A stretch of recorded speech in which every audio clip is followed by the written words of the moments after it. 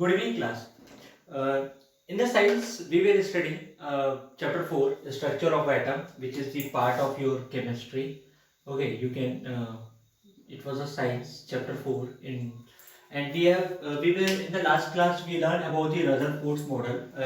Rutherford model for this model he designed for defining the structure of atom. It means how the electrons and protons are arranged in any atom. उसको ये मतलब उस he want to get the correct information regarding the structure and how they are being arranged. Okay, so what experiment he did? He did a gold foil experiment in which he बीम्ड या उसने क्या किया था कि gold foil को alpha particle से attack करवाया था और जिसमें उसे देखना चाहता था कि अल्फा अल्फा पार्टिकल्स कैसे डेविएट हो रहे हैं, उस पर क्या इफेक्ट पड़ता है, क्योंकि अल्फा पार्टिकल्स कहते हैं हाईली पेनिट्रेटिंग होते हैं, जिनको मूव करना या उनको डेविएट कराना पॉसिबल नहीं होता है। तो जब उसने ये किया था तो उसने बहुत सारे ऑब्जर्वेशंस मिले थे। उसका पहला ऑब्जर्वेशन था कि मैक्सिमम जो रेस थे, अल्फा रेस थे, वो क्या हो रहे थे, पास हो जा रहे थे, जैसे जा रहे थे वैसे ही पास हो रहे थे। फिर उसने ये पाया कि सब few alpha rays were deviated, वो अपने पास से क्या हो रहे थे, डेविएट हो रहे थे, कि मीन्स उनको इधर जाना था तो वो ऐसे जा रहे थे या ऐसे जा रहे थे। एंड उसने ये पाया कि वेयर डेविएटेड एंड वन एक ऑब्जर्वेशन तो उसका था, ये था कि 12,000 अल्फा रेस में से एक रे जो थी वो कंप्लीट बैक आ जा रही थी, यानी जा रही है और वापस आ जा रही है, यानी 180 डिग्री से वापस आ रहा है। तो उसका ये कहना था कि इस एटम के बीचों बीच में कोई बहुत ही ऐसा पॉजिटिव चार्ज है जिसके पास इतनी कैपेसिटी है कि वो इस अल्फा रे को वापस भेज पा रहा है। तो उसने फिर तीन तो अपने वो दिए थे, थ्योरी में दिए थे, पोस्टुलेट्स दिए थे, जिसको हम लोग पोस्टुलेट्स बोलते हैं, थ्री पोस्टुलेट।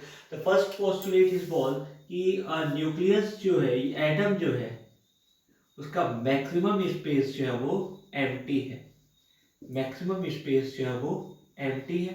इसका पहला पोस्टुलेट ये था। सेकंड था कि प्रोटॉन्स जो रहते हैं, प्रोटॉन्स या कंप्लीट पॉजिटिव चार्ज और complete positive charge of atom lies at its center known as nucleus, ये उसका कहना था। एंड थर्ड पोस्टुलेट जो था उसका ये था कि इलेक्ट्रॉन्स जो होते हैं वो electrons revolve around the nucleus, यानी उसने ये कहा कि एटम जो है पूरा का पूरा सोलार सिस्टम की तरह है। इट मीन्स कि मैक्सिमम स्पेस जो इसका खाली है। तो उसने एक एक्सपेरिमेंट के थ्रू ये पाया कि यदि मान लीजिए कि एक टेनिस की बॉल जो मेरी अगर न्यूक्लियस है तो उससे 2 किलोमीटर दूर में उसका पहला इलेक्ट्रॉन हमको मिलेगा। एक उसका ये लॉजिक था। लॉजिक ये था कि यदि एक टेनिस की बॉल मेरा न्यूक्लियस है तो उससे 2 किलोमीटर दूर पे एक इलेक्ट्रॉन मुझे, पहला इलेक्ट्रॉन इसका मिलेगा। इट मीन्स कि उसका एटम का मैक्सिमम स्पेस क्या है, खाली है।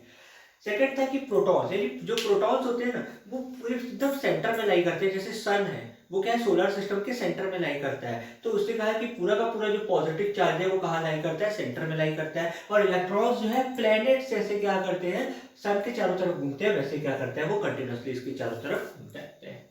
तो ये हमने लास्ट क्लास में पढ़ा था। पर अब हमें ये पढ़ना है कि रदरफोर्ड मॉडल फेल क्यों हो गया। ठीक है, इसके क्या ड्रॉबैक्स थे। तो इसके बेसिकली 2 ड्रॉबैक्स थे। पहला ड्रॉबैक इसका ये था कि इसने इलेक्ट्रॉन्स के प्रॉपर अरेंजमेंट नहीं बताए थे।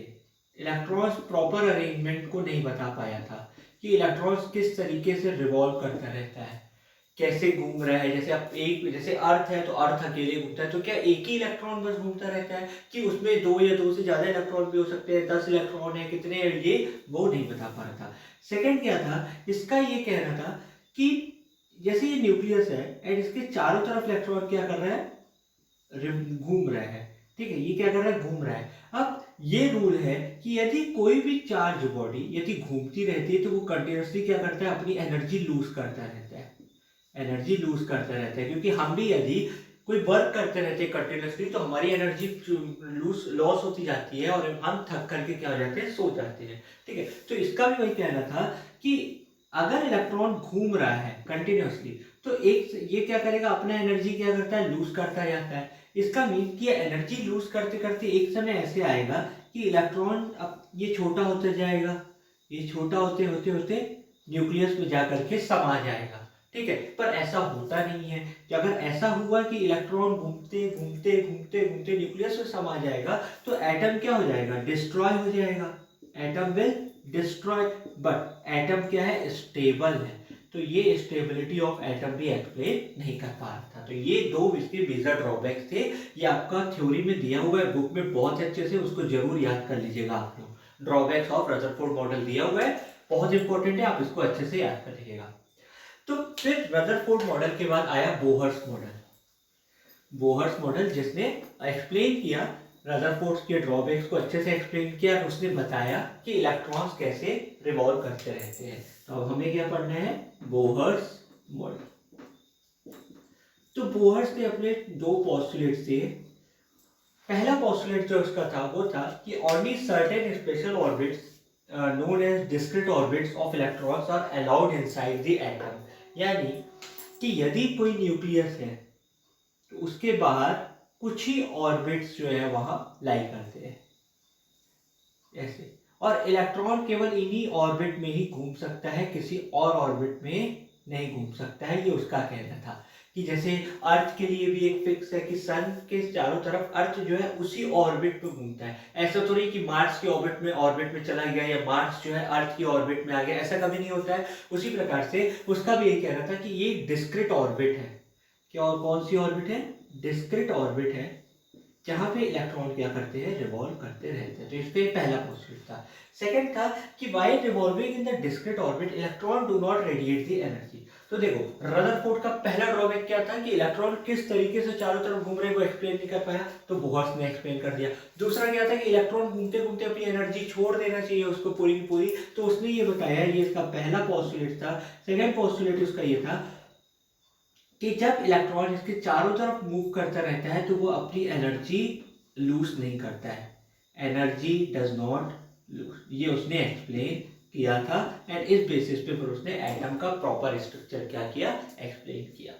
सो इस ऑर्बिट, जो ये ऑर्बिट की हम बात कर रहे हैं, ठीक है, इसको हम लोग बोलते हैं एनर्जी लेवल्स या शेल्स भी बोलते हैं। क्या बोलते हैं, शेल्स बोलते हैं, या एनर्जी लेवल के नाम से भी हम डिनोट करते हैं। तो आप दोनों में कुछ भी पढ़ सकते हो, सेल्स भी बोल सकते हो या एनर्जी लेवल्स भी आप बोल सकते हो। ओके, सो इसका अलग अलग नेम है। जैसे कि यदि मान लीजिए कि एक ये न्यूक्लियस एंड ये सेल, फिर एक और शेल, फिर एक और शेल, फिर एक और शेल, ठीक है। सो ही गेव द नेम, ये फर्स्ट शेल जो है, जो एन यहाँ पे मेरा 1 है, एन जो है मेरा नंबर ऑफ शेल्स को डिनोट करता है। What does the small n denotes, small n denotes the number of shell, it is name as K, name as K. This is second shell, it is name as L. This is third shell, so it is named as M. This is fourth shell, so it is named as KLMN, capital N। ठीक है, तो उसने फिर इस basis पे क्या बताया, atom का स्ट्रक्चर को एक्सप्लेन करना शुरू किया। So this was our the Bohr's model. अब मैंने आपको एक चीज बताई थी कि 1886 में गोल्डस्टीन ने प्रोटॉन का इन्वेंशन किया, 1906 में जे थॉमसन ने इलेक्ट्रॉन्स की डिस्कवरी की थी। तो उस वक्त हम लोग ये मानते हुए चल रहे थे कि एटम्स में केवल दो ही सब एटॉमिक पार्टिकल्स हैं। क्या है, केवल 2 सब एटॉमिक पार्टिकल्स हैं, and those are protons and electron. लेकिन 1932 में चैडविक नाम के एक साइंटिस्ट ने न्यूट्रॉन की डिस्कवरी की थी। उसने बताया कि नहीं, न्यूट्रॉन प्रोटॉन एंड इलेक्ट्रॉन नहीं, न्यूट्रॉन भी होता है, और न्यूट्रॉन कहाँ प्रेजेंट होता है, प्रोटॉन के साथ न्यूक्लियस में प्रेजेंट होता है। So there is one question in your NCERT which is asking you to name the all the three subatomic particles of the atom. तो पहला एटम जो आपका रहेगा वो प्रोटॉन है, सेकेंड जो है आपका इलेक्ट्रॉन है, एंड थर्ड जो है आपका न्यूट्रॉन है. So this are the three subatomic particle. And अब न्यूट्रॉन का क्या काम है? न्यूट्रॉन के पास चार्ज नहीं होता है. प्रोटॉन जो होता है पॉजिटिव चार्ज होता है, इलेक्ट्रॉन जो है नेगेटिव चार्ज होता है, ये चार्जलेस होता है. ये सिर्फ किस काम में आता है? एटॉमिक मास में ऐड हो जाता है. यानी जो हम एटॉमिक मास कैलकुलेट करते हैं वो number of proton plus number of neutrons के थ्रू हम लोग कैलकुलेट करते हैं. So in the next class we will learn about how the electrons are distributed in each cell. ठीक है, उसमें कैसे डिस्ट्रीब्यूट होता है और valency of the any atom we will study. Okay class, take care.